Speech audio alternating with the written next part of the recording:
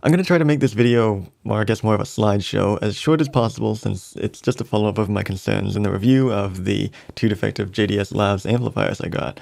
I received the measurements back. I delayed this video by about a week because I was just busy, but either way, as you know, I strongly recommend the Atom amplifier, most likely if you're considering the Atom amp, you're debating whether to hold off and get the Mastrop THX789. In my opinion, if you are using a single-ended headphone, I wouldn't even bother with the THX from Mastrop since it's hardly ever in stock and the price has gone up to $400 as of this recording. Alongside this, the Atom performs basically as well as the Mastrop amp in single-ended mode at a quarter the cost and ships in 2 days. But that's besides the point, we've already done the review.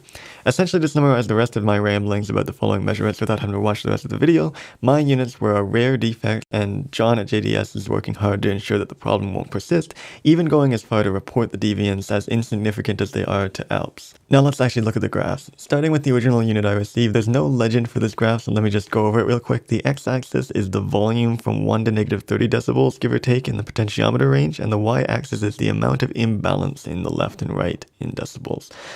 I don't really have a good understanding of where each decibel increment would physically be represented on the potentiometer, but given that this is the whole range, I can assume around negative 22 would be where I would be around 9 o'clock, and the maximum would be around 1 decibel. Overall, my observations appear to be true that at the very end of the potentiometer is virtually perfect, and as we lower the volume, we see more and more deviance to the right channel.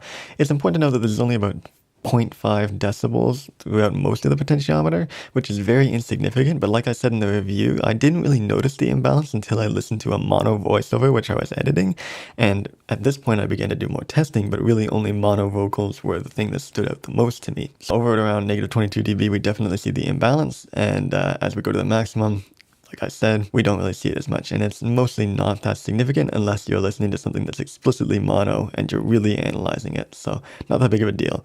Moving on to the second unit proves a different story. The imbalance is actually significantly better to the point in which I would describe it almost perfect, and even leans in the opposite direction around halfway through the potentiometer. The unit tends to make me look like a bit of a liar overall. However, I'm gonna assume that this was because my testing was much quicker when I received it. I just started at my normal listening volume, which is around 9 o'clock, negative 20 dB in this graph or whatever, which inherently leans more to the right, and then switched between maximum and 9 o'clock respectively really quickly to see whether or not there would be an imbalance, which clearly there would be, and then there wouldn't be. So it's really more of a binary operation that I was performing there.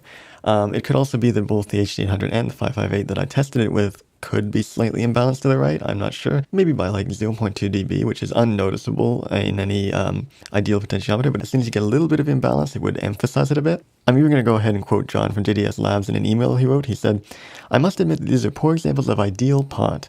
Your experience is a combination of higher expectations from the larger pot you currently use and poor luck.